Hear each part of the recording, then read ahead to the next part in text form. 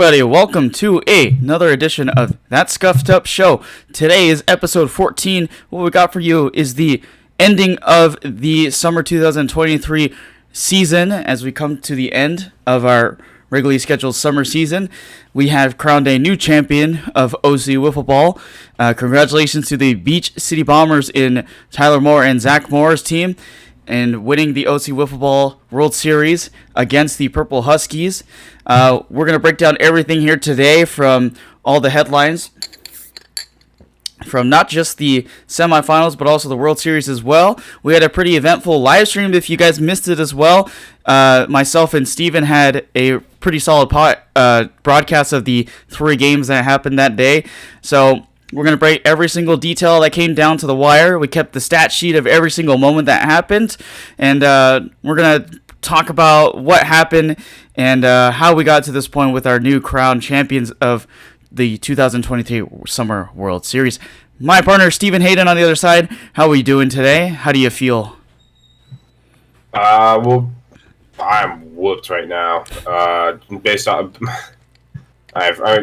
First off, I mean, the end of the season happening, it's kind of a race to the finish line, especially these past 2 seasons, playing all those games Monday and Tuesday, and then Wednesday with baseball, pitched a complete game shutout there, over, I think it was 105 pitches or something.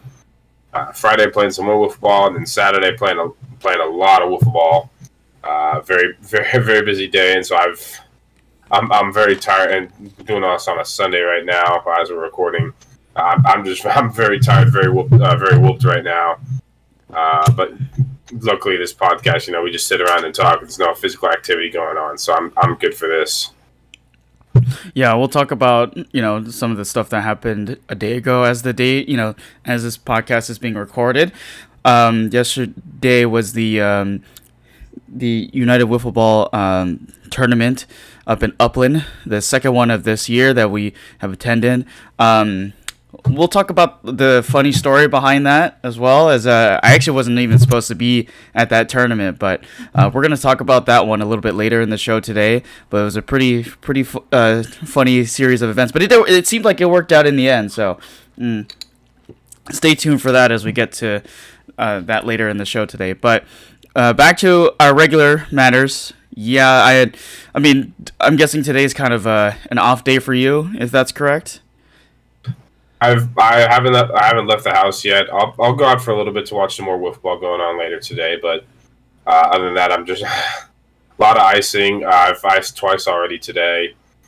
Just trying to get the inflammation down to my elbow, my shoulder, my back. And not just from pitching, but from carrying the team. Well, what's that eye roll for, buddy? If you want to pitch next time, just let me know. Most team captains, when they come out here and do interviews, right? They usually just talk about it's a team effort. Respect to the guys who did some great things. Usually they don't talk about themselves a lot, but hey, you do you. I know how well you are as a player, so whatever you feel like contends here. All right. Okay. little hostile. Over there. All right. I see. No. I mean, obviously, I'm just joking around, obviously. But we'll get more into all that. We'll get more into all that stuff later. We got some more pressing issues to go into first. Yeah, absolutely. So we're talking about in this first segment the 2023 playoffs. Obviously, we talked about the first series of games that happened just after the regular season ended, and we had our 4 teams. We had the Purple Huskies, we had the MS Warriors, the Beach City Bombers, and then Trash Pandas, and how those matchups would go. And then we also had our predictions from a week ago. So we're going to kind of backtrack on those, retrack what our predictions were, see who was correct and who was not. There was a little change in plans on the predictions too, if you were watching the live stream. But if you were able to make it out to the live stream and take a look at it, shout out to you. We appreciate you guys being able to watch that. We were trying something a little bit different just to have a little bit more fun, and I think we had some creative control on that live stream. I thought it was a ton of fun. Obviously, wasn't in the moment for myself, but Steven definitely picked up on a lot of different things, so I'm glad to have him there as a partner on the show to kind of help recapture some things that I may have forgotten throughout the show and stuff. But I had fun. Not sure how you felt. I thought it was pretty interesting. Yeah, it was good overall. It was a good end to the season, a good competitive series, especially in the semifinals with the Amethyst Warriors and Purple Huskies, and then also the World Series as well. But overall, it was a good end to the season. I had some competitive teams. out there. Had some competitive teams go out early that were unexpected. So it made for a good playoffs. Yeah, absolutely. So now let's get to it. So our semifinal games, we had the Beach City Bombers taking on the Trash Pandas. Beach City Bombers had the bye week. Trash Pandas coming off that win against the LA Wiffles, the OC, in a tough game. Really close towards the end, like right down to the wire up until the 8th inning. They come into this one. And then obviously on the other side, you had the Purple Huskies taking on the MS Warriors. Yeah, Purple Huskies had the bye week, of course, and MS Warriors coming off a pretty interesting win against the Avocabros. So puts them in a good position for the Hoffman brothers matchup out there. The first series that we'll talk about, since the other one is pretty crazy indeed, we'll talk about those emotions a little bit. The Beach City Bombers taking on the Trash Pandas. This one was a little bit more expected to be somewhat on odds compared to the other series that we were thinking about, but the results final, the Beach City Bombers sweep the Trash Pandas in 2 games out of 3. The 7-2 was the first game, the final score, and then Beach City Bombers came out with a shutout with a 5-0 victory against the Trash Pandas, sending them home in their first appearance in the semifinal games. What were your thoughts? Because I know you were out there for on Monday. I was absent for basically the entire playoffs that was happening on that one Monday. Had other schedule issues, but I know you were out there checking out everything, taking videos. You were watching those games pretty closely. Did you have any thoughts about what you were seeing out there from the Beach City Bombers? Seems like they were pretty dominant on the mound the entire time. Yeah, the Beach City Bombers just kind of got going in each game pretty quickly. They were unable to. The Trash Pandas were unable to get much offense going. Even their first playoff game with the Wiffles, they only managed to get 3 runs against them in 8 innings. This one between the two games, they had 2 runs combined as well. As we mentioned, with a 7-2 loss and a 5-0 loss, they couldn't get any offense going in that second inning. Pitching of Tyler and Zach was good. Some interesting stuff I noticed, and this is stuff that will be addressed. Some stuff about the rules and the speed limit and stuff.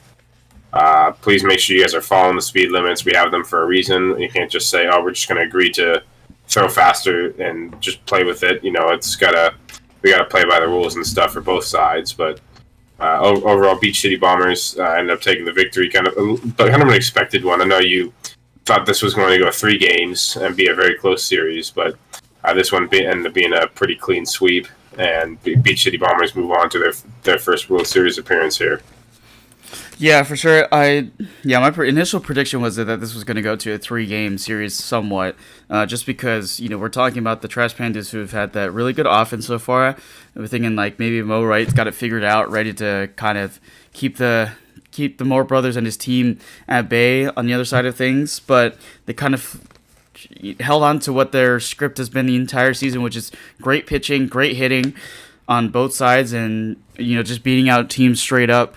And that's exactly what they did, getting the 7-2 victory, a lot of offense in that game, and then pulling out the shutout in that final game and securing their spot in the World Series. So they kind of got like a 1-game break compared to the other side that was happening. So pretty interesting stuff, and I know it's a different atmosphere, especially since last season we had the not the semi, but the quarterfinal games just right, back to back with the semifinal games. So you had the quarterfinal games a week before, you had a week break, and then you come into Monday and you do your thing. So it seems maybe the rest kind of contributed to the Bombers having a lot of time to use that bye week to their advantage, and they came out here swinging and throwing, basically heat the entire time, and Yeah, it seems like they're also making up their own rules. I'm not sure about that whole situation with the agreed pitching speed. When you're in this league, obviously we have a set of rules that you kind of have to abide by. It's not like street ball or anything like that. So, especially now this next season is going to have different divisions. I'm sure things are going to be more looked upon, more serious. From a guy like Anthony and other guys who are helping out with the league and stuff and trying to keep a close track of those things, because once those get into those big situations, especially in the Division 1, you're gonna take that a lot more seriously, because that has bigger ramifications than it does where we stand right now with all these teams kind of meshed together at different types of skill levels and stuff. So those were my thoughts about the series overall. Certain things with the rules and stuff, it'll be addressed and stuff in the future. But switching back to the Trash Pandas, congrats to them on this. This is a great season for them, especially for a first season in the league. Especially now there aren't a lot of first year teams that make it this far in the playoffs or make the playoffs at all. I believe they were only the first year of the team to make the playoffs. So congratulations to them. Starting off the year, they had some struggles. They were figuring it out. The very first week, the OC beat them 19-5. They just didn't have the pitching at that point. Michael Haskell was pitching a lot more in the beginning. Andrew Swanson will be mixed in there as well. Once we got down to the end of the year, it was a lot more of Blake Fitzgerald and Mo Wright, who kind of stepped up on the pitching side of things, especially Mo Wright. Has really developed that screwing riser of his. If he gets a couple other pitches, that could be very dangerous. Now that they know how to pitch in the beginning, I thought that was really the main question for them, was how are they gonna figure out the pitching. They have the bats. They have a bunch of guys that played college baseball and things like that in the past. But the question was going to be how's the pitching going to be? And when they started off with not so great pitching, as the year went on, they kept getting better. And so next year you could see them with a higher record next year. Possibly not have to worry about sneaking into the 6th seed, but they could possibly be a higher seed. Or if they decide to play the Division 2, they could be a real contender for Division 2. So we'll see how that plays out for the rest of the year. But it should be interesting for these guys. Yeah, I mean, we're not exactly sure how teams will be distributed once we get to the next part, which is in fall, around August time. So, I think whether they get voted into Division 2 or not, I think they're a real contender. And they kind of epitomize, the trend that we've been seeing the last few seasons, with the talent basis being, you get these really experienced baseball guys coming into the league and making a lot more competitive. And I think they've kind of really shown that they can, learn the process, adjust to the learning curve, and become, a solid team, which they did, taking on the reigning World Series champs from a season ago and then taking them down. But, when you get to the teams who have, better experience, better ability to get the bats rolling quickly, and you have two really solid pitchers like the Bombers did, and then they got that, 1 week rest, and they come in here with a lot of momentum on their backs, and they kind of wanted to win this one as well. There was a lot of motivation, when we were talking to Tyler in that interview. So I think he really wanted this more than anything to win it with his brother. So I think they just had better, in essence, just more motivation to try to win this thing. And credit to Trash Pandas, they really have turned things around this season, and we do hope them the best in the offseason, and they will most likely be back to take on things again. And eventually, I think, this offseason, the plan is to try to get one of them to, do an interview on this show and get their story a little bit, because, like you said, they're experienced baseball guys. Some of them have played or do play still, and kind of dig into that little mindset of what do you think about wiffle ball versus baseball? I think that's kind of been our question for a lot of people who have had that baseball background. And I think for the majority of the league, there is a lot of people in here who have a baseball background for sure, instead of just trying to come in here, having nothing at all with the baseball, IQ in terms of. So I like the Trash Pandas look. And I expect them to return strong for next season. Yeah, we all these teams here we hope come back. I think the Trash Can Pandas could be that sneaky team that if they're Division One, they could be that sneaky team that surprises some teams. And it surprised the LA Wiffles of OC, which we mentioned last week.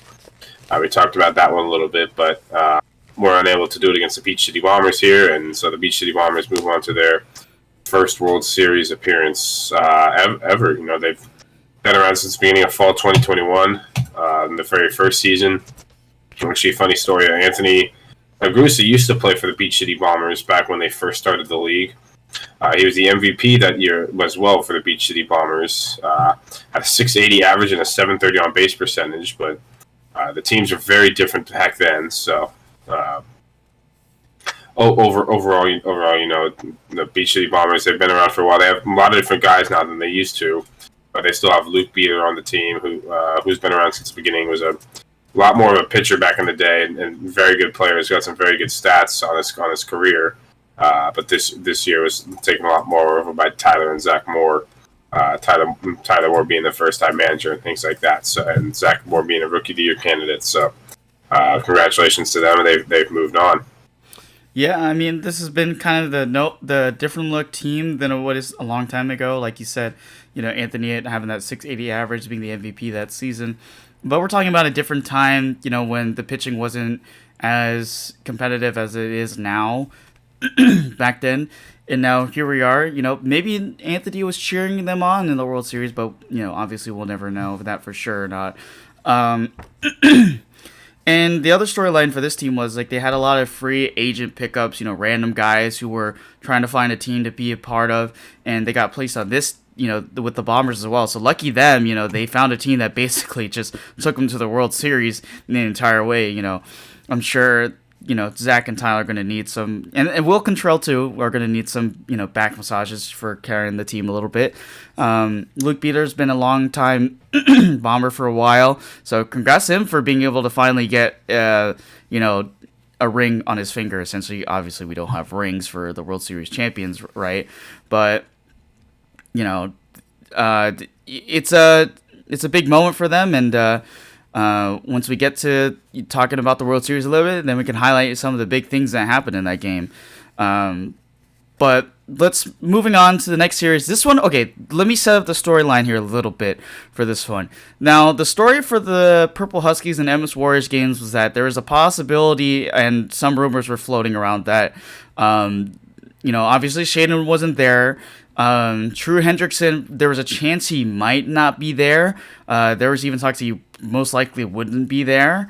Came into this series, and then all of a sudden, boom, he showed up. And for me, my prediction for this one was that I thought the MS Warriors are going to win this series just because, the Hendrickson have been pivotal in getting their team to this point and really helping them, have that undefeated record and all that stuff, and then getting here after the bye, yeah, and then different look team, because it's a different look without your two top players on your team. Obviously, Drake has had a really fantastic year this year, but when you have just one really good player in there, and not getting a whole lot of help as well, being short on guys, defense is a lot tougher when you're short on guys out there.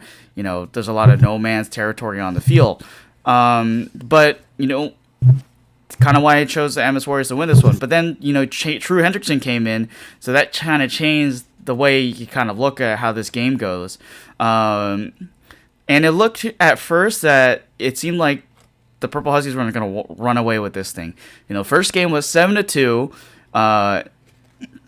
with the Purple Huskies winning that first game. Then he got to the second game, and then all of a sudden, Dylan and Joey Ponder started dialing it in. The second game final score is 0-7, and that tied the series. This last game was the most interesting one of them all. And I know you were the guy who witnessed the whole moment there, so I'll let you kind of break it down on what happened. If you want to backtrack a little bit about those other games, but I think the big moment we want to talk about is this third game. Oh yeah, I mean, it's kind of hard to talk about the third game without going into the first two first. Mm-hmm. I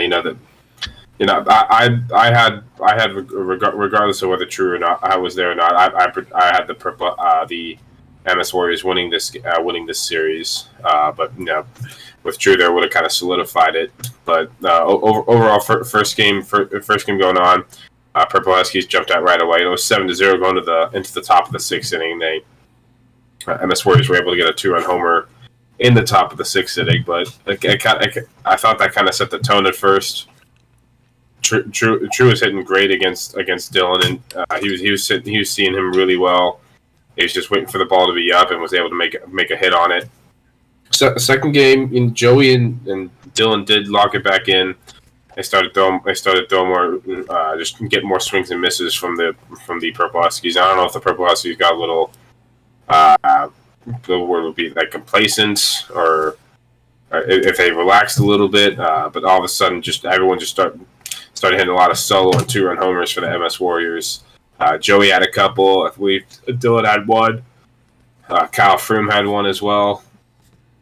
They ended up throwing a shutout and getting a 7-0 victory. It was kind of reminiscent at first of the semifinals between the MS Warriors and the LA Wolves of OC last year, except where the roles were reversed. The top seed takes that commanding win in game one. A couple things could have gone differently. Maybe the MS Warriors could have won, and then all of a sudden you have that second game where things turn around. The pitching improves for the lower seed, and they get the higher seed in game two. And it was set up. It was set up right away for a chance for the MS Warriors to upset the 1 seed here. Right away though, usually these games are a lot more pitchers duels and things like that. Right away, I believe top of the first inning, Dylan Hoffman led up a solo home run to True, and then bottom of the first inning, Joey Potter hit a 2-run homer off of True. So overall, that kind of had led the direction the game was going to go, or at least I thought it was going to go. And then also the offense slowed down a little bit. Each team was able to get one more run, but overall, went to the last inning. It was the bottom of the sixth inning. MS Warriors were actually up 3-2 at this point. Purple Huskies had the 3-man lineup this night of Nigel Ward, Drake Hoffman, and True Hoffman. True Hendrickson, I should say. I apologize to True. But right away, Dylan comes into bottom of the sixth inning, walks the first 3 batters. Nigel steps up to the plate, strikes out. So we got one out, bases loaded. True Hendrickson up to the plate, quickly actually gets down to an 0-2 count. Then I talked to Dylan after the game. He mentioned that he was trying to throw a ball in the dirt to True. It hung in the air too much. True had put some great two strike swing on it. Stuck his hands out there. Ball kept carrying out to right, stayed fair, and actually ended up landing for a home run. Get a walk-off home run to win the game 6-3. It was recorded. And it was put on the OC Wolfball story. And it was also True posted it himself. So if you want to find his Instagram, you can find the moment that he hit that home run, and that's what ended up advancing him to the World Series. A very tight game. You have Dylan and Drake as the 2 captains who had played with each other at one point. You had Shaden there, but Shaden did play on the MS Warriors in the spring, and then he switched over to the Purple Huskies in the summer and things like that. But overall, a very tight series overall. And Purple Huskies end up coming out on top and making it to the World Series, for Drake's first appearance, and not just first appearance. And I believe that was, I can't remember. I don't know if that was Drew's first, second or third appearance. I'm not sure. He won the fall 2022 World Series with the Wise Guys, but I can't remember if he made it to a World Series before and lost. So overall, it was a great series, and it was a big moment there for True to come up in the clutch. Yeah, I mean, talk about the definition of a 2-time MVP player. Comes in the biggest moment of the game. One expected to even be present for that game as well, and then became basically the most pivotal piece in that entire series, hitting that walk-off grand slam in the in that last moment of the game, and then you see the celebration, which I'll actually put the video in here post edit. But it was a big moment for them, and congrats to Purple Huskies. They basically rode this wave of undefeated games all the way up until this series. I mean, obviously not completely undefeated. They did lose the second game of this series as well, but just riding that wave of wins, getting here to this point, and they kind of deserved it. And becoming the 1 seed, they're making a strong argument of maybe that they had a chance to become the first number 1 seeded team to ever win the World Series in OC football history. We have that facto of having first number 1 seed teams in the OC football playoffs not winning the World Series. They do make it, they just never win the World Series. And then creating this matchup between the number 1 seed and the number 2 seed, so kind of the expected first and second seeds that we wanted to come in there. Obviously our predictions were a little bit different with choosing the MS Warriors as the winners. For me, I thought the biggest thing was for the MS Warriors trying to ride a wave of momentum after beating the Avocabros, and then Joey Ponder and Kyle Fromm kind of getting that fire lit under them to try to win this thing, and showed their teammate, their captain, that to Dylan Hoffman, that they're accountable and able to win these games, not just because of Dylan Hoffman as well, but they did show you that in the second game, and it also kind of came down to the third game. But like you said, Dylan threw a pitch that kind of hung up there too much, and if you throw that kind of pitch to a guy like True Hendrickson, who has been an all-time all-star player for for the in OC football history, he's going to smash this one, and that's exactly what he did, and he puts him in the World Series. Yeah, True's been even this season, his numbers are down a little bit compared to his MVP season, but he still had a great season overall for him. It's he's still got a 4.95 average, 574 on base percentage, which it's funny to think those numbers are down from what he has been in the past. But last season he did have a 600 batting average and a 684 on base percentage as well. He still had a great year, and he came up with a big moment. His pitching was great all day. The more you see True, though, I heard this from MS Warriors. They felt like they were more confident in hitting True than they were Drake during the game. It's one of those, sometimes the more you see a pitcher, especially when that pitcher 4 innings in a game, you just get more comfortable with them.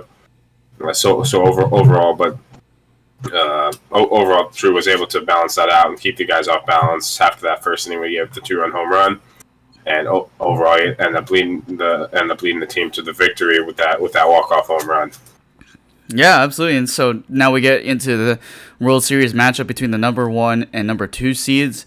And then you come to our live stream. So, the live stream was kind of something we wanted to try a little differently. There was a chance for us to try to do it a season ago. Obviously, we were playing in the game, but we would just set it up and not have any commentary in there whatsoever. But this season, obviously, since we were not in the World Series, I decided to kind of set this up, try this out, see how it goes. Have Steven on here with me to help me out with a lot of those things, and then thinking about keeping the stats. And thank you for keeping track of all those. So I got all the seats here, and then we'll set up the storyline a little bit. Before a game, what are the expectations and everything like that? What are our thoughts? So for this, in the live stream, we were wondering, I think this right around the third game or so, thinking about like who's going to win the World Series and stuff like that. So my prediction was kind of laid out, with the Purple Huskies obviously being the undefeated team throughout the regular season. I know Steven chose the latter, if I'm correct, and chose the Beach City Bombers to win this one. So here's the storyline for this game. Now, we knew the Purple Huskies were going to be down a few guys. Obviously, there was absence from Shaden Hendrickson, so they had to find some guys to kind of fill on that spot. So I made these lineup cards to kind of keep track of everything on there. Obviously, I don't have the Beach City Bombers one because I gave that one to Tyler Moore as a keeper for the memoirs. But Purple Huskies lineup came up in the series as True Hendrickson, Nigel Ward, Drake Hoffman, and then another I think this is kind of their emergency player, Tyler. I didn't get his last name, unfortunately.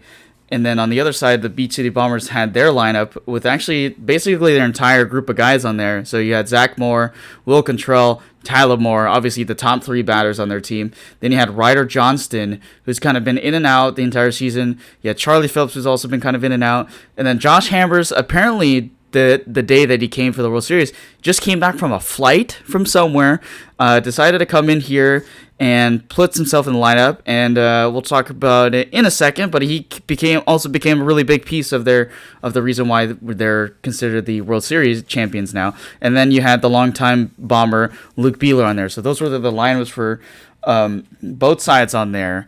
And then now we get into the first game. So Beach City Bombers taking on the Purple Huskies. This is our matchup for the World Series, and it's a pretty interesting one. We had actually a pretty interesting crowd over there. We had a few people show up to the game, watching the Bombers. I think, there was a lot of promotion from the Bombers to get some people out there. We had some guys out there as well from, some of the other teams that participates in the league. Trying to remember the name. Yeah. Ryan Lavelle was out there from Ancient Hand Strike Zone. You had a couple people from each side that came out, some family members and things like, or friends and family, things like that came out to watch. So we did have some people out there. We had more than we did in the spring as well. So it was good to see a few more people as well out there. Yeah, and I think once the live stream ended, looking back at the video itself and trying to see what the demographic was for that live video, we had a total of 62 views during that live stream. So thank you for watching that. I mean, that's a bigger turnout than I thought it would be. I thought we would at least get like maybe 10 or 15 people on there watching the stream, but 62 is a really big number for us. So glad to be able to promote the league in itself and show off that big game. And I hope you guys enjoyed the commentating. But yeah, let's backtrack to the first game. If you wanted to see every single moment that happened, go watch the live stream, youtube.com/JTA7Y. I had it on that channel for the reason that it has more subscribers on that channel, because you need more than 50 subscribers on the channel to even live stream. So I couldn't put it on the Hunky Dory Sports Show YouTube. We will actually be creating an OC Wiffle Ball YouTube here for the next season. So if you want to subscribe to that, do it now. We can live stream more stuff, have more opportunities to put some stuff up there, and it can be all allocated with a simple search of OC Wiffle Ball rather than trying to search up my personal channel on YouTube. But first game ended up being a 6-1 victory for the Beach City Bombers. Big fourth inning there, as the Beach City Bombers scored 6 runs in the fourth inning to lead that off. The Purple Huskies got started bottom of the first inning. They got started right away with their run. They scored their run in the bottom of the first inning. Scored off Tyler Moore. Tyler Moore struggled to find the zone a little bit in the beginning of the game. Had a few walks and also gave up a hit to True Hendrickson to end up giving them the 1 run. And that's staying a scoreless game for a long time. And some good pitching between True and Tyler Moore. And Drake Hoffman was good for that second inning as well. Once we got to the top of the fourth inning, though, Drake Hoffman gave up a hit and ended up giving up 4 walks, which made it a 2-1 ball game. So True Hendrickson had to enter the game because Drake got his 4th walk of the inning. We've explained that rules as well about 4 walks. You got in and then you got to come out. True Hendrickson came in to pitch. Josh Hammers was up to the plate, and the first pitch he saw was hit to deep left. Was hit to left center field. Drake Hoffman was under it. Had the ball in his hands. It dropped out of his hands for a home run, and when being a grand slam there, making it 6-1. And then after that, there was no other scoring other than that. Zach Moore finished off the game for the Beach City Bombers, and they ended up taking game 1. But big hit there, big fourth inning really broke that game open.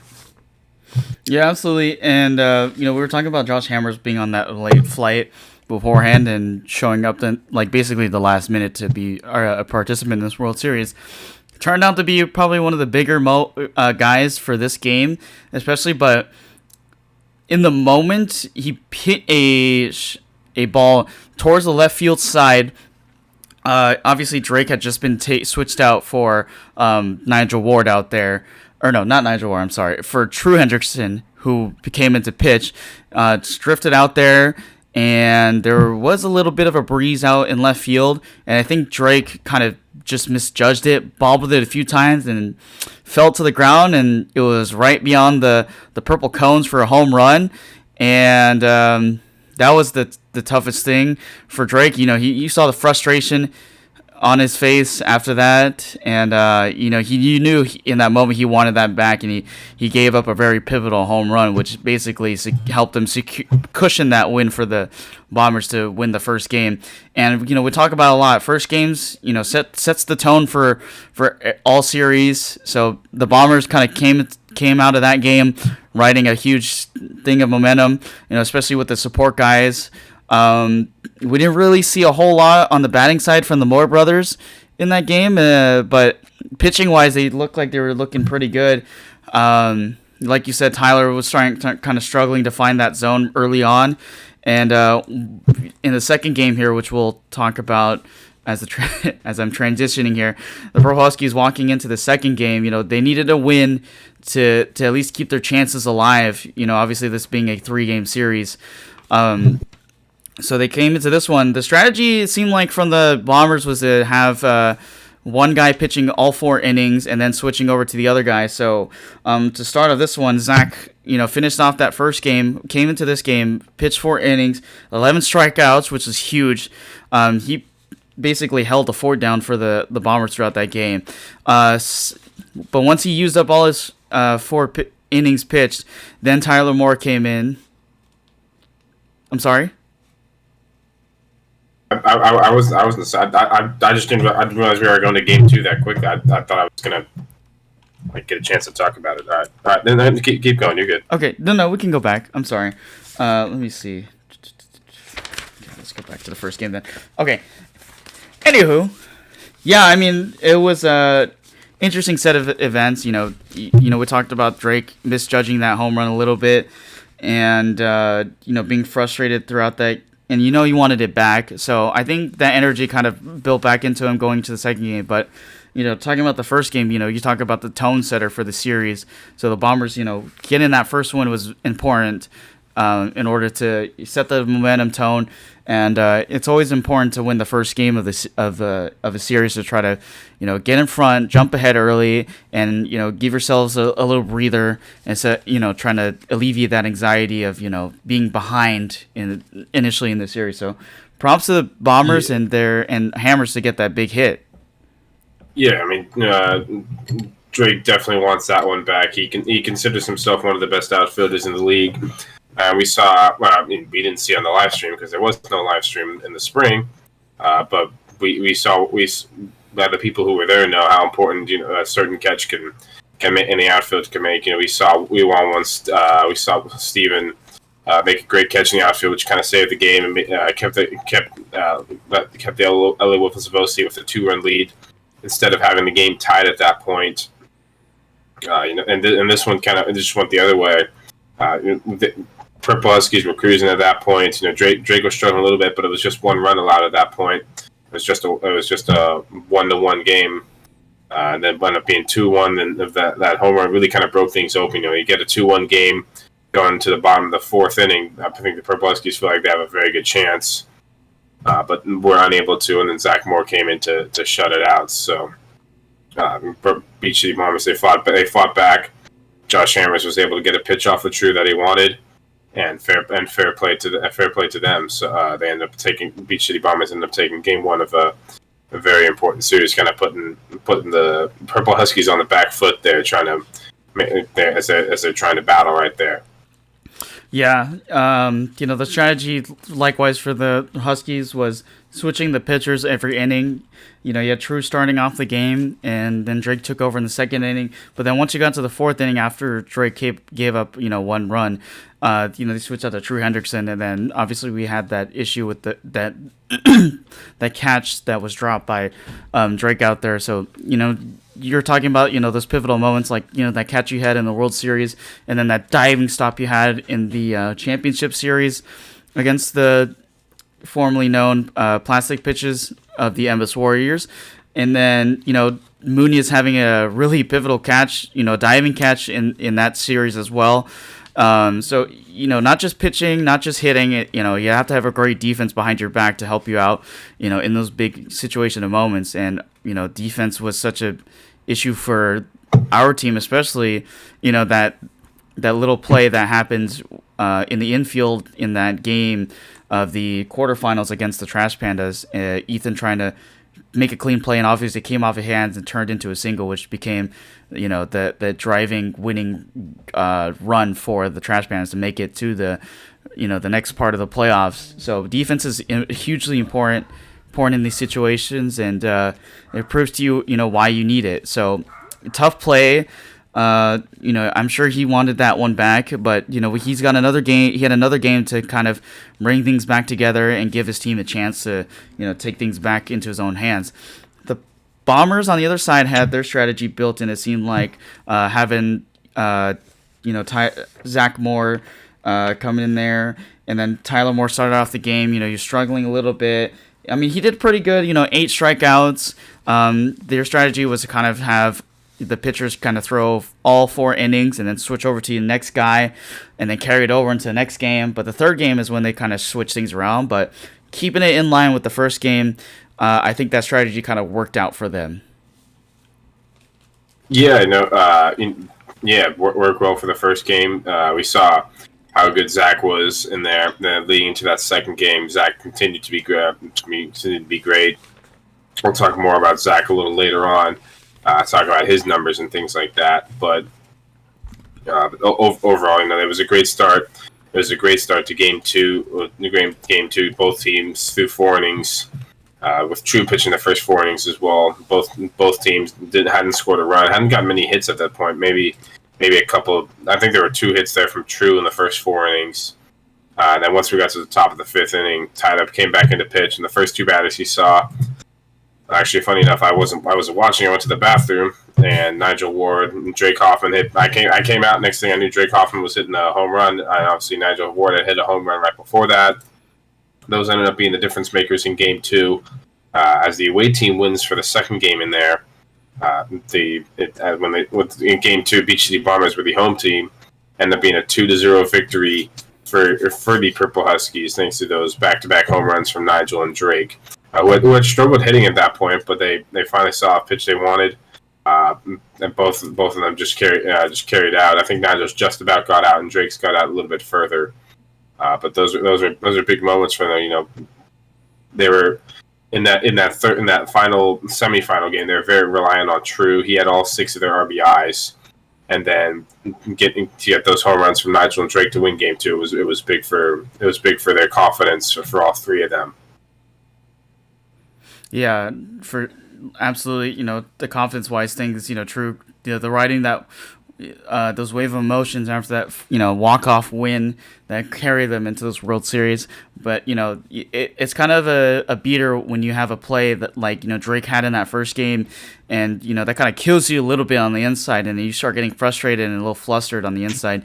But walking into the second game, they threw True Hendrickson in there. They kind of stuck to the strategy like the Bombers were doing as well with the, have one guy pitch 4 innings, then switch to your other guy. So True started off this one, had, a total of 8 strikeouts on his side of things, only allowing, a couple hits from the Bombers.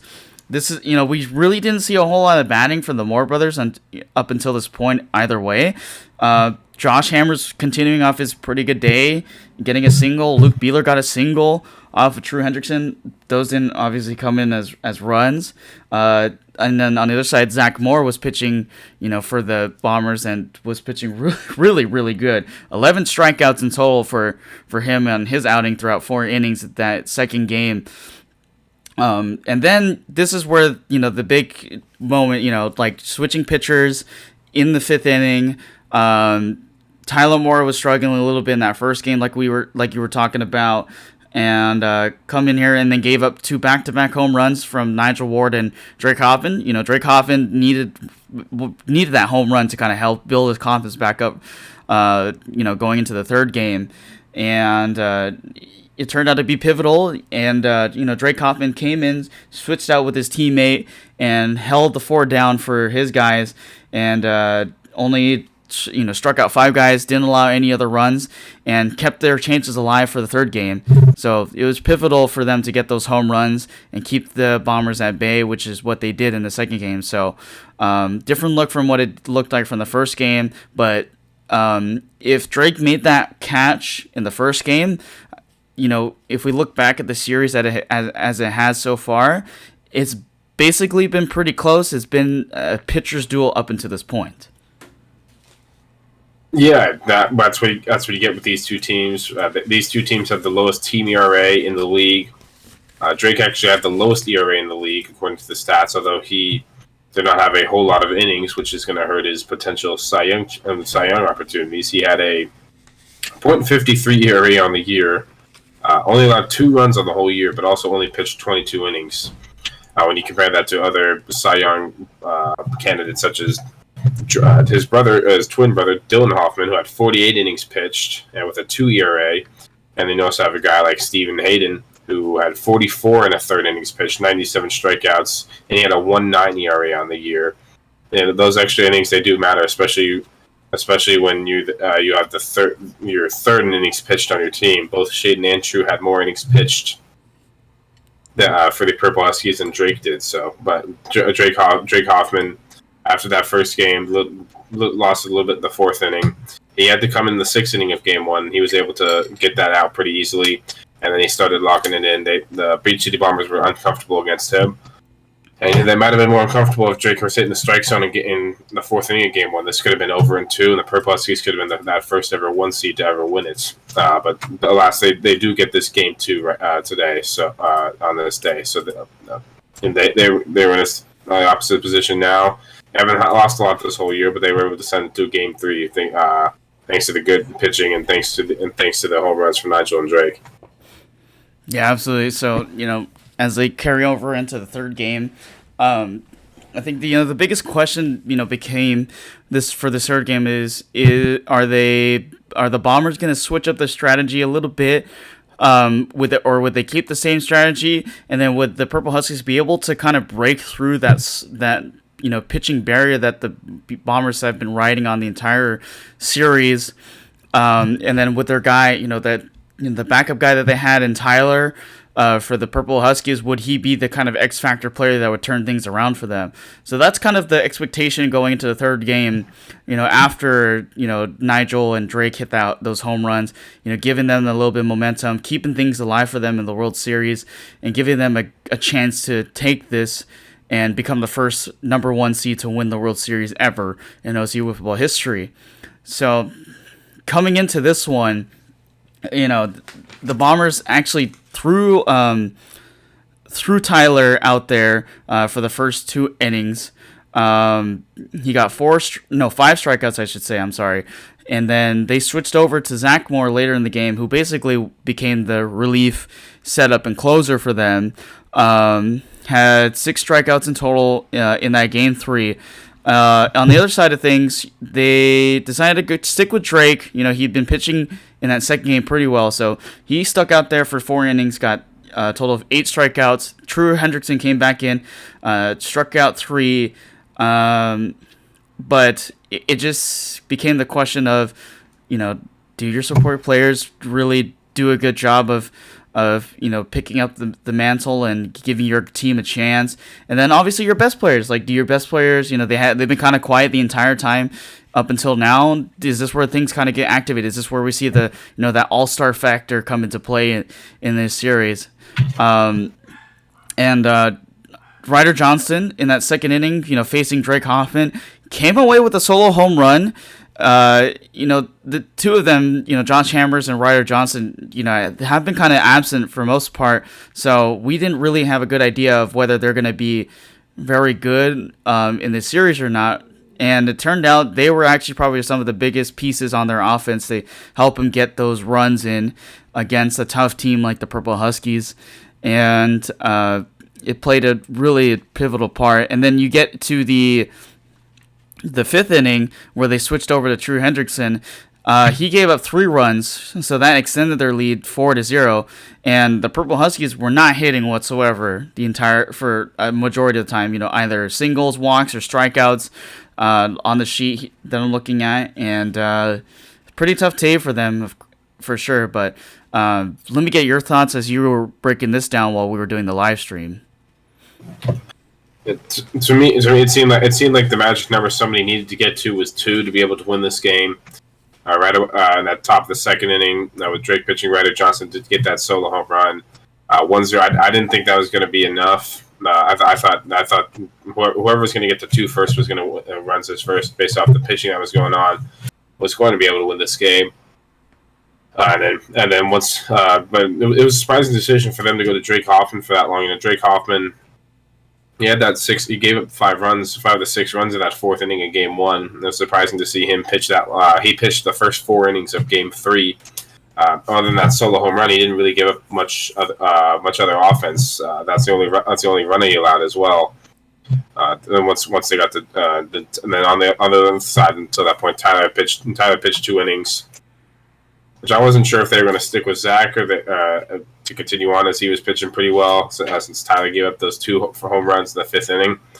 But they stuck this. They went with Tyler for 2 innings, and then they switched over. They gave it over to Zach for the rest of the game, which we'll talk about. As I mentioned, we'll talk about him more after we're done breaking down this game. Zach did great things on the mound, kept them off balance, had a lot of strikeouts on the day. Then once we got to the top of the 5th inning, I believe True came into the game. I believe allowed a run. Tyler had a 2-run homer, break it open to 3-0, and then the next batter, Ryder Johnson, also hits a solo home run as well. 2 home runs in game 3, make it a 4-0 ball game. And at that point, Purple Huskies were trying to battle. They were trying to work back, but weren't able to get any runs across. As the score ends up 4-0. Zach Moore finishes the game, pitching the last 4 innings for them, not allowing a run in that game. End up leading to the Beach City Bombers being the champions. So congratulations to them overall. And they are the summer 2023 champions. They take over the mantle from the LOC, who won the spring of 2023. They now become the defending champions. Yeah, so they're coming into this one. They got a target on their back now. We talked about that in the post-game interview, which I'll probably edit into here a little bit later towards the end of this. But, yeah, I mean, for a guy like Ryder Johnson, he became the biggest piece in this game. Tyler Moore actually had a home run in that 5th inning, and that was kind of answering the question, do your best players start getting activated now, which they did. And then Ryder Johnson, my goodness, 2 home runs, 2 solo shots that became pivotal in winning this game for the Bombers, and they walk away with the big plaque and the award. And congrats to Zach Moore, with those big MVP World Series numbers: 10 innings pitched in total throughout 3 games, 24 strikeouts, and 0 earned runs allowed. Those are all-star numbers indeed, and he had a really good solid outing.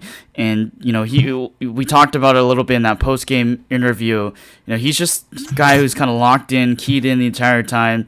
Doesn't let the noise get to him, especially, and just seems like he just does his thing, lets the flow go, and he shows you why he should be the guy to win this World Series. And next season, you got an eye out for people, because they're going to be checking on him to try to get some hits off of that good pitching. So congrats to the Beach City Bombers for winning the World Series, and we'll see what their team will look like once we get to the fall and winter season here.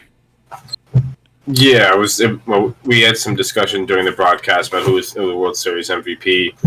Had a little bit of kind of a off-camera vote and stuff like that.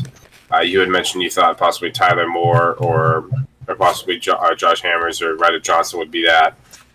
To me, from what I saw that night, it was Zach Moore, and then everybody else. The pitch, I don't believe he produced much offense. You have the sheets there. Maybe he had a hit or 2 during the game, during all 3 games. But the pitching is what really kept them in that game. To be able to supply with the runs as they came for their team.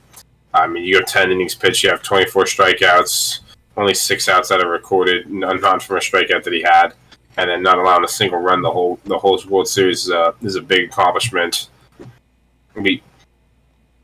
Especially as a first time player as well. First time in the league. Him and his brother do practice a lot, as Tyler mentioned on the podcast. But to be able to do it against a team that the Beach City Bombers did take 2 losses during the regular season. They were both to the Purple Huskies. So to be able to bounce back, find a different way to approach them, and be able to pitch them, be able to get not allow a single run in 10 innings is a very big feat and something very tough to do. So he is your World Series MVP. He will not be joining us on the podcast, though, which is totally fine. We respect people's decision if they don't want to be on the podcast. We just ask if you want to be. We try to reach out to some people and things like that.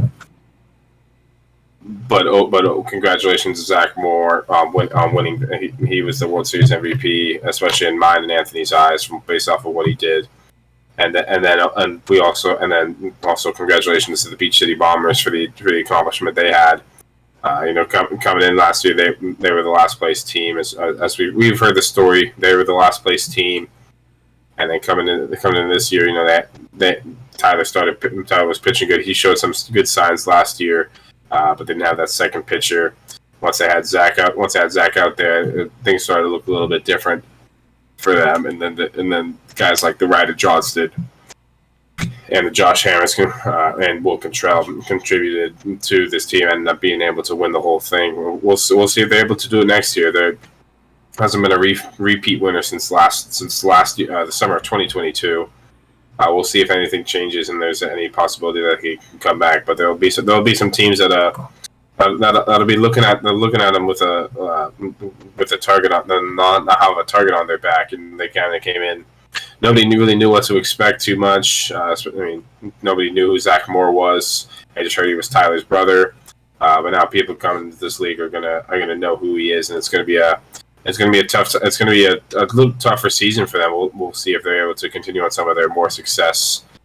Ended the full year with a 16-3 record. Went 12-2 in the regular season, and then won 4 games in the playoffs while losing 1. So congratulations to them. Yeah, for sure. And you talk about those MVP numbers, and Zach Moore was the bigger pitcher for them this year. Tyler Moore was the bigger offensive guy this year, but they'll both probably most likely are in the Rookie of the Year conversations. And once we get to that in the next episode, we'll most likely mention their name in that as well, to see who's the Rookie of the Year for the summer 2023 season. So, but congratulations to Beach City Bombers for making it and winning, and now they're gonna have to defend their backs because I know a lot of teams are gonna be coming for them. So, but that'll end it for the summer 2023 season. There's still, a couple events still coming around. You've got the tournament that's coming up, which we'll cover it eventually, and then you've got the banquet that's going to come up at around July time. So be prepared for that as well. We'd like for everybody to show up and have a good time and enjoy the festivities and try to meet some new people. I think that's just kind of the story of having OC Wiffle Ball is, you play out here, have some fun, meet some new people that you've maybe never met before, and make some new friends. I think that's kind of the moral of the story with OC Wiffle Ball. But here we go to the off season. A lot of teams are already practicing. I saw Wiffle D's the other day on their story practicing a little bit, so they're already getting ready for the next part of the season. All right. That wraps it up for the summer 2023 World Series and the season as a whole. The stats are actually all online now. Anthony has just updated those a couple days ago. If you go on the OC Wiffle Ball website and go check out the season stats, they're all updated. Apparently, except for the Goat Hill pitchers, which is interesting because it's his team. So we did have a great season this year. We had the live stream going on for the World Series. That's something we did not have for the spring. Things like that. So overall, it was a great season for OC Wiffle Ball. A lot of things to take away from this. We have some more events going on in the future. But also one of the events OC Wiffle Ball is looking to try to compete in the future is the United Wiffle Ball World Championships, which will be taken on later in October, which will be October 6th through 8th in York, Pennsylvania. We're looking to send a team out there. I'll be I'll be the captain of that kind of the main arm out there, the main guy out there for us. We are also looking to add some other players, but to get some of our guys used to the style of play, I signed us up for the Southern California Summer Series, which is hosted by Peter Maccabee over in Upland, California, at Sierra Vista Park. We're talking about this because we just had the second of 4 tournaments going on during the summer. We just competed in that one, which is on July 1st at the park. We were missing some of our original group. We first had, it was me, Justin, Jordan Dreschler, Dylan Hoffman, and Kyle Froome.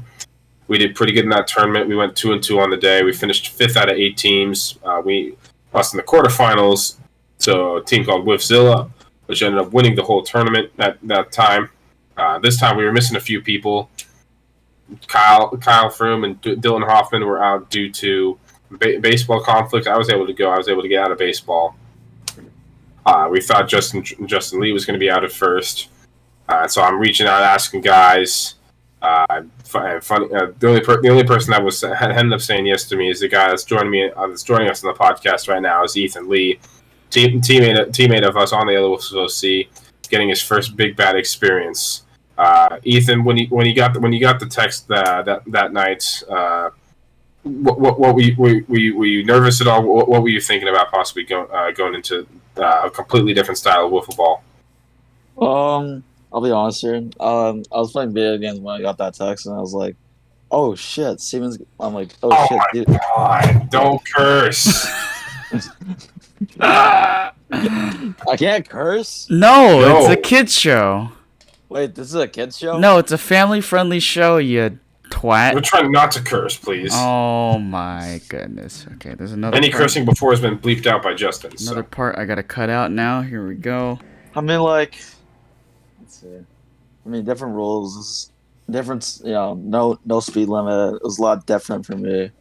But then, suddenly, I catched on to it. And then, yeah.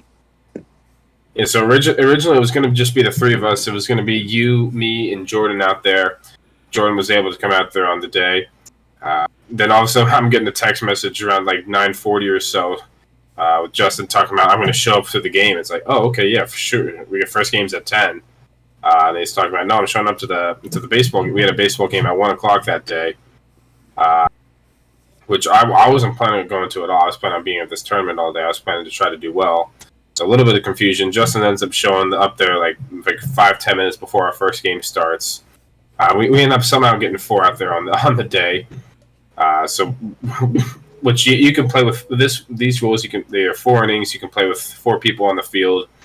You can go 3 if you need to. Some teams did have 3, which we'll talk more about later.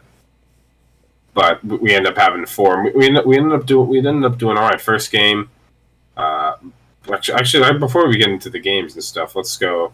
Let's talk about Justin for a bit, because you had a bit of an interesting morning. You ran a mile or so. So what was that like? It's a 5K. It's all right. What was that? What was your mind going through when you thinking all of a sudden? I was like, you started off with a 5K this morning. You didn't think you were going to come out there, and then you ended up coming out there anyways. Yeah. So the story was I had planned this thing a while ago, just trying to get a feel for running some small races to try to build up to a marathon eventually. So this was kind of one of the ones that were on my calendar. This was the Angels 5K run on that Saturday. I knew there was a tournament that day as well, but I had this planned out since May or so. So I did mention communicating that I would not be available for the July 1st tournament that was being hosted out there in Upland, even though, we played one before with the other guys. So I had no intentions of going out there whatsoever. I had no jersey. I had my bag with me with my turf shoes, thankfully, which was also a big help to get some grip on the ground. So originally I had this planned out. Woke up really early, had the run. It was about 3 and 3.2 miles. This race was at Angels 5K, which was actually pretty fun. Got a lot of free stuff. Got the this essentially is a participation medal. But then I'm just sitting there at a Chick-fil-A eating breakfast, because I was tired from running. I haven't done anything like that in a long time, or ever for that matter. And I was texting hey, I'm gonna head up to the game pretty soon for the Mavericks game. I know you guys were up there. I had no idea Ethan was gonna be there. So that was an interesting story in itself. But then I got that text message you were saying oh yeah, we start soon around 10 or 10 o'clock a.m. I was like, oh, it's 9:30 right now. I'm in Anaheim. I can potentially make it up there. And then it was a matter of trying to race up there within 30 minutes, try to get there before the game starts. And so I said, you know what? Why not? Let's just go do this thing, see how it goes, and where we end up. So I drove out there, arrived at the park, saw that we just about started the game against the Whippets, and I saw this dude who we're interviewing out there, and I said, wait a minute, I didn't know you were coming out here. So then it became the four of us, basically the LA Wiffles OC, attending that tournament, and turned out to be a pretty good day. So, first game, hecka tired. In that first game, I was wondering, I don't even think we're gonna even do any. I don't think I was gonna do anything at all. In that first game, just because came back, my legs were sore as heck already by the time I was there, already drained out from the race and everything like that. Come up to the first pat, struck out once, and I was like, okay, is that gonna be? I feel like that's gonna be the running theme of today. And then second at bat, I saw a pitch that came in. Thought it looked pretty good and hit it for a solo home run, and I was like, all right, this is how the day is gonna go then. All right, let's do it. But I was just glad to be out there overall. So, I know you guys were down by one guy, and I don't know what your thoughts were. When I said I was gonna actually head up there. Yeah, overall, we ended up doing pretty good out there. For us. I was just glad. I wanted four or five people for this. I was glad I get four out there. I saw. I knew it would take a little bit of a while for Ethan to adjust. But as the day went on, Ethan, how did you feel? Did you start feeling more comfortable with that style of wiffle ball? Yeah. Some of these guys were throwing high 70s and low 80s, and then eventually, well, in the first game, I got robbed of a home run. Well, that was unlucky, but later in the day, and then we were playing the SoCal Wiffles, and then I got one against Ben. Yeah. So overall, we actually had a pretty successful day. In my opinion, we ended up going 3-2 on the day. We made it to the semifinals of the tournament. There were 11 teams out there. With every team gets 2 pool play games, then you get placed in seeding after that. First game we played the Whippets, which is the guy who runs the tournament. That's his team. We ended up beating them 7-0. I pitched a shutout, just had a home run. Jordan had some great hits in there as well. We just kept knocking the ball, putting the ball in play. Ended up winning that one 7-0. The second game we played the Spitfires. Jordan started on the mound for that one. Struggled a little bit. We ended up losing that one 5. I had to come to try to finish that one off. We ended up losing that one 5-1. We had base loaded a couple times, weren't able to get the job done. And so after that, we got placed as a 6 seed, which is actually exactly what I kind of wanted. So the top 5 seeds were to get a bye, and then 6 plays the 11, 7 plays the 10, 8 plays the 9, and all that stuff. I kind of wanted that game versus the 11 and 10 seed to get some more confidence. Jordan pitched in that one. We mercied them in 2 innings. Then we get on. So we're the 6 seed. We're playing the 3 seed, which is actually the team's called the Riptide. It ended up being 3 guys from SoCal Wiffball and Vinny Casella, Ben Wemple, and also the commissioner of SoCal Wiffball is Dustin Staggs.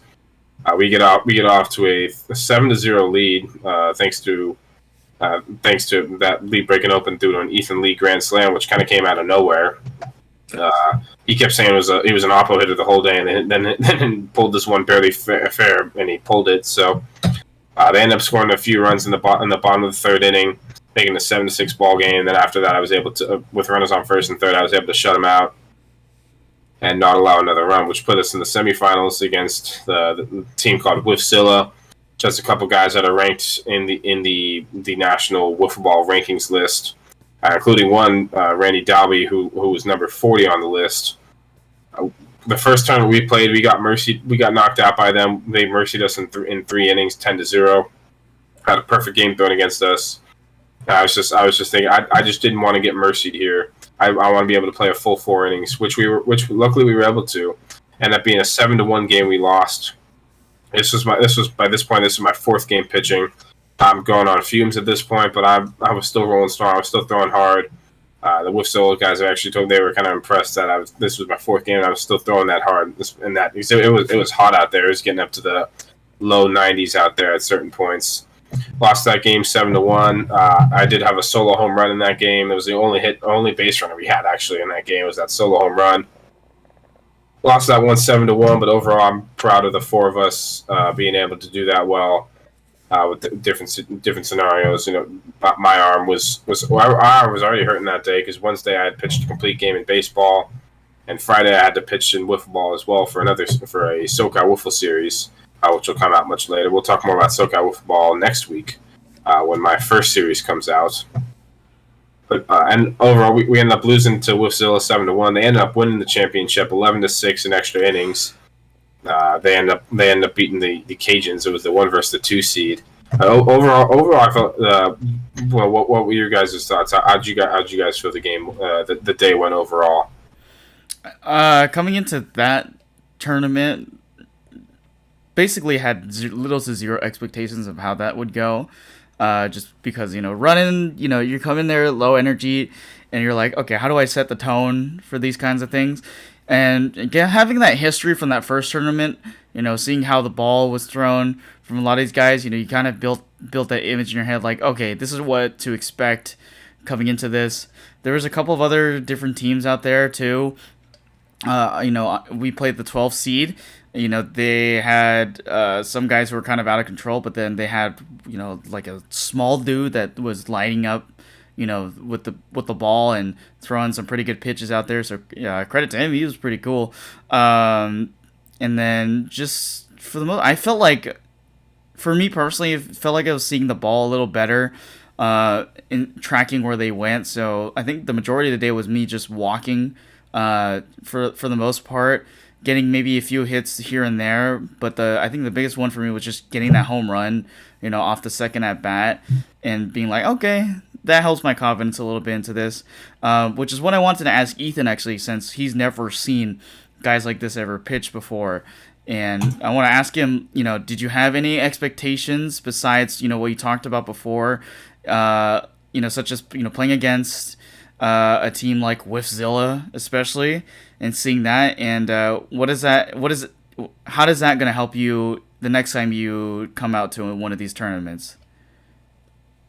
Honestly, I woke up that morning. I was like, you know what? I want to do my best, try to hit the ball, because I know these guys are going to be throwing like in the 90s and stuff. But maybe for the next run, see the ball better on on the faster guys. Like they had that that last thing we played was they were throwing 90s, so it was kind of hard to read. Yeah, I mean, when you play against a team like that, it's going to be tough to kind of hit those pitches, especially if you've never seen anything like that ever. You see the way it breaks, and then the wind was also a big factor too. The ball literally lining right back into the zone from a guy like Tui, who, by the way, was throwing insane pitches out there yesterday. But my other question to you was, when we were playing against Dustin's team, and before you hit that grand slam, in that moment when you slow things down and look at it, and retract that events that happened, what did you see on that pitch, especially that kind of said, were you thinking, I'm gonna hit this ball, or were you just trying to just swing at a pitch and literally had no expectations that this was gonna go out? Honestly, I've always been a guy that always wants to hit the slider and the cutter because it's easy for me to see it. And I was like, you know what? This guy's been throwing sliders all day. I'm really good at reading that. I just put my bat out there, and boom, that ball goes out. A guy like Ben Wemple in SoCal Wiffles, he was the champion of their league last year. He was the Cy Young winner as well. He had a .4 ERA in all their games last year. So he's a very good pitcher. And this, from what I've seen, he was very good as well. And I once they put him in the game, I was kind of like, all right, we're not going to score anymore. And then all of a sudden, we had bases loaded at that point. And all of a sudden, that kind of came out of nowhere and ended up being really necessary because that put us up 7-0. We ended up winning that game 7-6. So it was kind of big for us that day. Yeah, absolutely. It became really pivotal. I wasn't expecting, my brother to hit a grand slam like that off a guy like Wemple, which turned out to be crazy. But in that game as well, and I know we lost a little bit of focus in there towards the end. And, we tried to hold him, in that last inning, and eventually, obviously, we did. My question to you, Ethan, was, what are your thoughts about, next time, if you come out to one of those tournaments, how seriously are you going to take it, and what are you going to change for the future? Like I said, read the fast pitchers a lot better. Those guys are like throwing 90s. Try to read them better. Maybe like a little bit more focus, not trying to like snooze in the infield. Did you find choking up on the bat or kind of doing your regular swing? Like, did you ever see kind of like using adjustments to adjust to different guys? Yeah. So when Ben was pitching and Dustin, when we played their team, I was choking out the bat more so that my swinger was a lot faster, in order for me to get the bat to the ball a lot faster. Yeah. Yeah. Absolutely. Yeah. Last question I got. Bringing it back to OC Wiffle Ball. You were part of that championship team in the spring of 2023. You started developing yourself more in the summer. It was a disappointing end. How are you looking to improve for the fall of 2023 whether for the OC and OC Wiffle Ball? I'm looking to see the ball better. I think I'm still a little. I think that last season I kind of got into the groove. The previous season before was like I missed a lot of games. I was out because of events for school and stuff. So I didn't really like show what I got to play. But then like I feel like this last season that we just did, I show that I can slug and next season I'm looking for to have a higher batting average. Sounds good. We know you got to go to work right now. You got working it a little bit, so we appreciate you having you on, just getting a little bit of different experience than us two talking about it. And we hope you have a good season for OC with ball next year. All right. Take care. Yep. I think I gotta go work. So bye, guys. Yeah. Thank you. See ya. See ya. Okay, well, thank you to Ethan for joining us, getting his thoughts on there. I actually wanted to ask you a question because about this funny moment that happened in that game against with Zilla. There was one moment in the game where we're taking on these guys. We need some hits, and then you've been using that bat that you bought for the last tournament, the one with the wood handle, and then you said you wanted to try something different. Grabbed the regular Easton bat, a little lighter than the other bat as well, just to try to get a faster swing on these things. And I know you were seeing the ball a little better than most of the guys on the team, and all of a sudden you got the bat out, and then boom, solo home run over the wall and into left field. What was in the moment like? What was the thought process into how that ended up? It was a confidence boost for me. At that point it was 5-0. in the top of the third inning. We had 2 outs. We hadn't had a single base runner on yet. We had a perfect game being thrown against us. I just needed something different. The bat I have, it's a plastic. It's got a plastic barrel, but it's got a wood handle on it. I felt like I felt like the screwball I was seeing okay, but I felt like I was just a little late on it. I needed something a little lighter, something a little quicker, just to help me reach my hands out. And the first pitch I saw that pitch. I just kind of stuck my hands out. The bat made contact with the ball.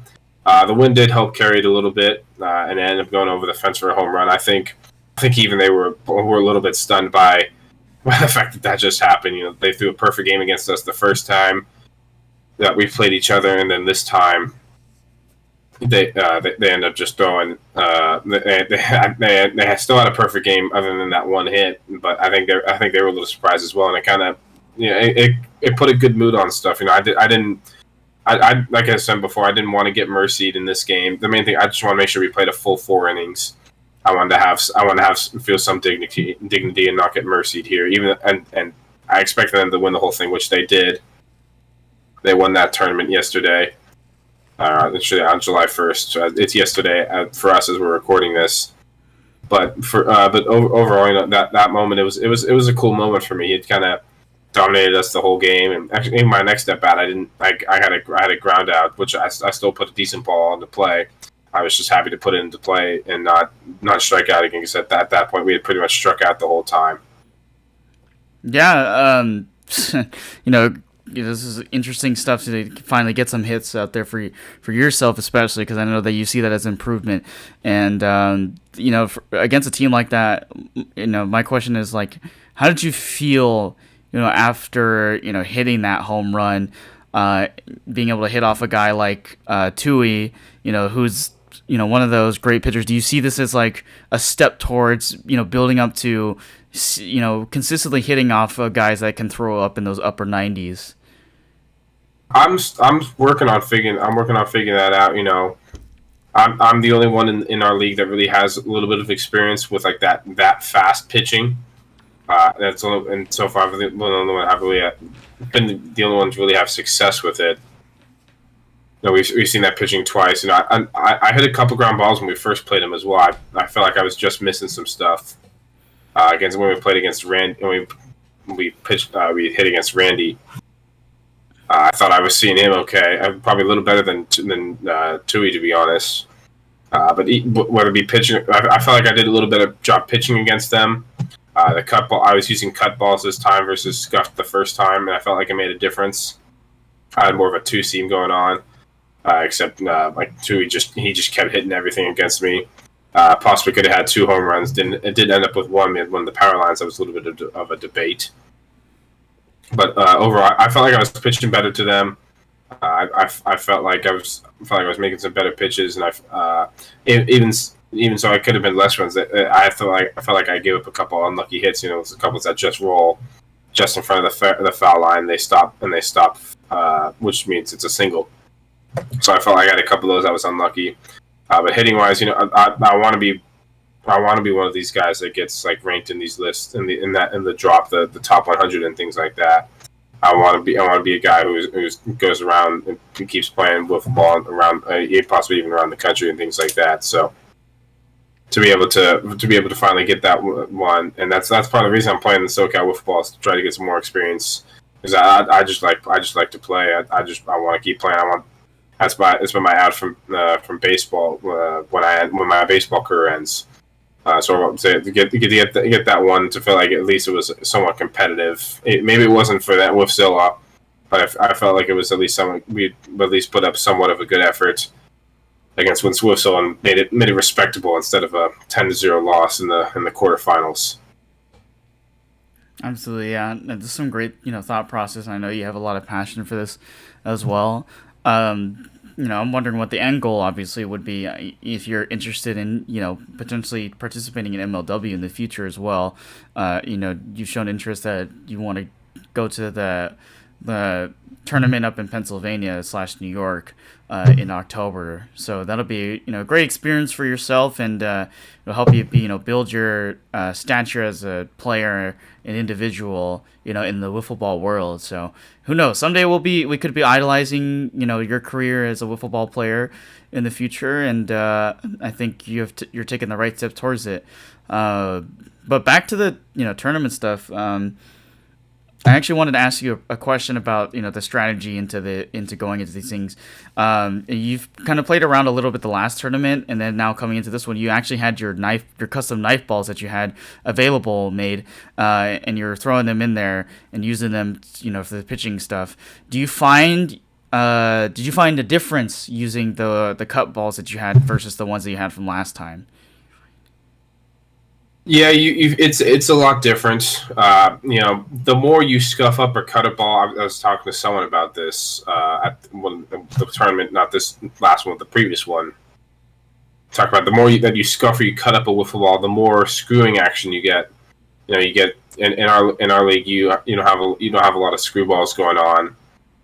And then once you get to the SoCal Wiffle Ball League, if you're a good pitcher, you have a good screwball on you, like me or a guy like Dustin Staggs do. Or even Ben Wemple. Or then once you get to the United Wiffle Ball, that cut ball, it makes a big difference. You can get a lot of extra movement, especially on those screw balls. You can get some stuff starting way outside, and depending on how the wind's blowing, you can get it to cut back into the zone. But that pitching distance makes a big difference as well. 36 feet. We're 36 feet from the mound to the plate. Whereas this fast pitch tournament in the United Wiffle Ball rules, it's 45 feet from the plate to the pitcher's mound. So that 9 feet makes a big difference. You think you could see the ball a little easier, but because of the speed difference, it actually comes in a lot quicker. Just stuff like this, it makes the balls you use a lot different, and it makes them cut a lot more different. You have some certain pitches that work with a knifed up ball that don't work with a scuffed wiffle ball, that don't work with that, and then some stuff with that don't work with a non-scuffed wiffle ball like we use. So it's a lot different seeing that. It's very interesting seeing the difference and stuff, and that stuff I just like to throw. I like to be able to see the difference in between these things and like that. So those are my thoughts on it. Absolutely, yeah. Using them in like trial and error in these tournaments, the more you go to them, I'm sure you're testing them out and seeing what the difference with everything else is. I know like halfway through the tournament you did switch strategy a little bit because you were using multiple different balls at one point, and then it came down to just using a single ball.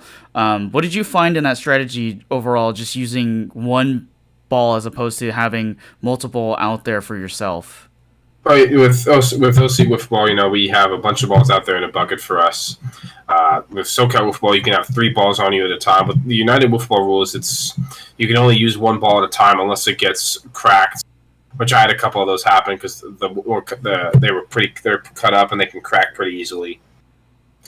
Overall, I kind of like being able to focus one pitch at a time. The slower pace kind of lets me. It sometimes helps me, and it sometimes hurts me in terms of if I'm overthinking a pitch too much, what I should do with different stuff like that. But overall, I think it's a good difference. I think if people want to, they should go out and experience the different types of wiffle ball that are out there to play. This fast pitch tournament, they'll have another tournament coming up on July 29th. Which I don't believe I'll be able to go to because of some family weddings and things like that.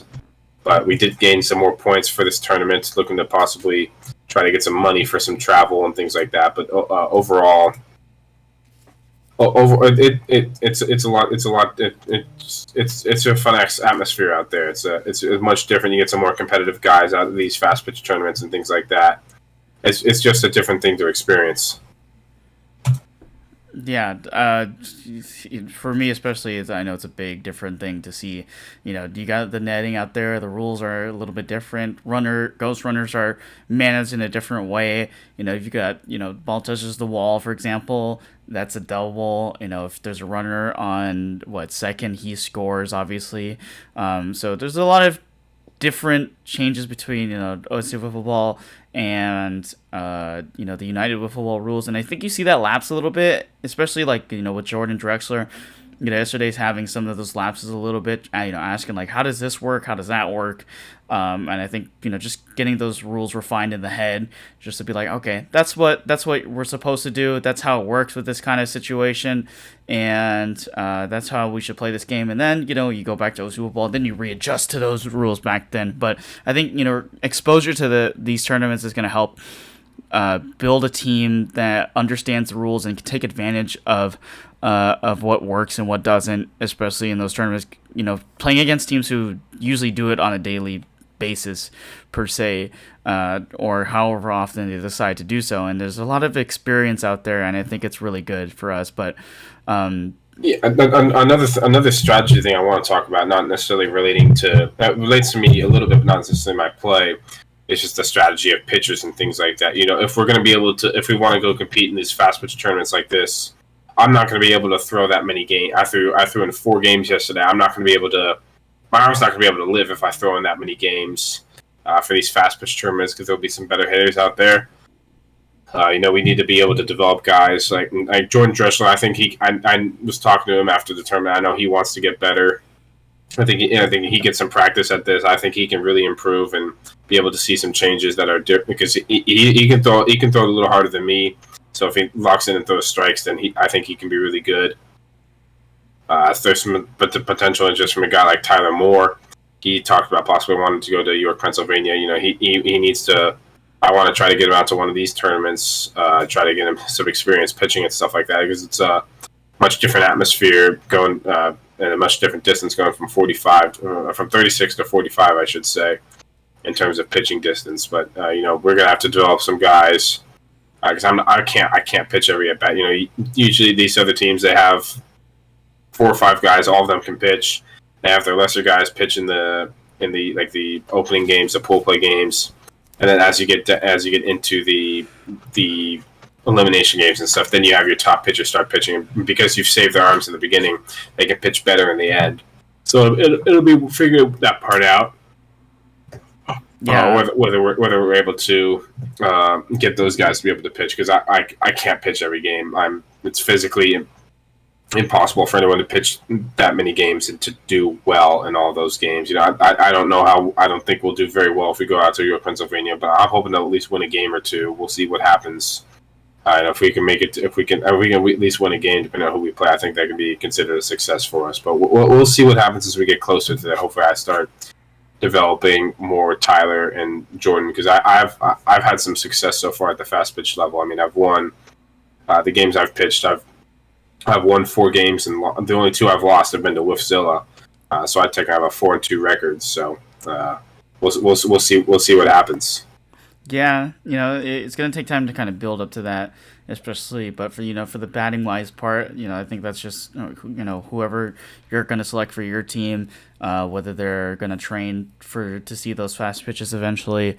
But obviously there's a discrepancy between the speeds of OC Wiffle Ball and United Wiffle Ball, and trying to adjusting to both of those situations, and coming back to example, like Dylan Hoffman had an issue coming back to his regular games, trying to hit it off very well, because he's been seeing. You see that tournament, you've been exposed to it, so your adjustment is going to be different on that kind of basis. So, but I think there's a lot of good potential with a lot of players out here, and I think you've got a good thing going for what's about to come in October.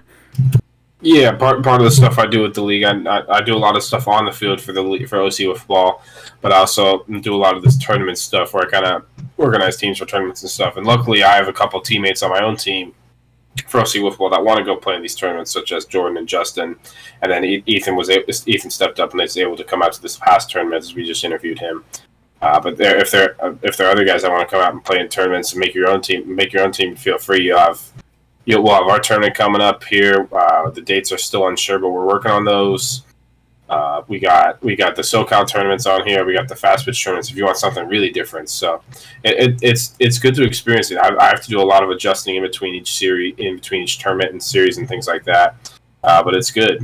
Even that playoffs, our playoff game against the Trash Pandas. I played 2 games of SoCal Wiffle Ball earlier that day, which that video is not out. We'll talk more about that SoCal Wiffle Ball next week with my first video coming out. But we played the series out there, and then I went straight and played the playoff game for OC Wiffle Ball. So I sometimes you have to adjust really quickly. That's just all about. That's something I signed up for. I'm really sore today, but it's something I signed up for in terms of baseball and all these different wiffle ball events I'm doing. Yeah, for sure. So, yeah, I guess we'll see what happens down the stretch and see, what kind of look we got going for that October tournament if we decide to do so, or whatever other tournaments there are. And I'm sure the trial and error thing is going to come into play, especially with the OC Wiffle Ball summer tournament, especially. So, but for that gives me a little segue into what we're going to be talking about next week, which is the award winner predictions and predicting the first and second team All-American winners for summer 2023, and what are those potential changes coming for the fall season, and obviously the tournament that's going to come up this summer, and keeping up with the banquet as well, and then the golf tournament, which will happen at some point when the date is announced.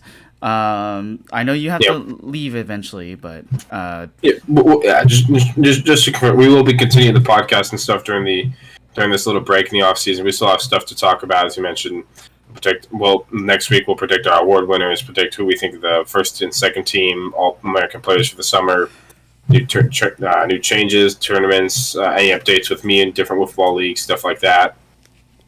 I know we're looking to keep this. We may have a break somewhere in between. We may even get Anthony on to have him explain more of the different rules that are going on, things like that.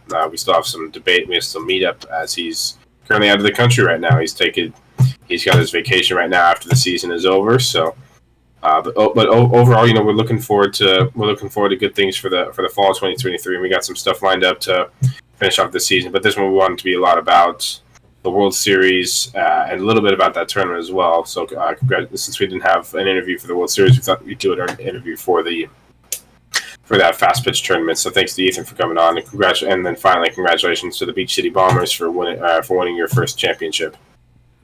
Yeah, thank you guys always for watching this podcast every week as we knock these out.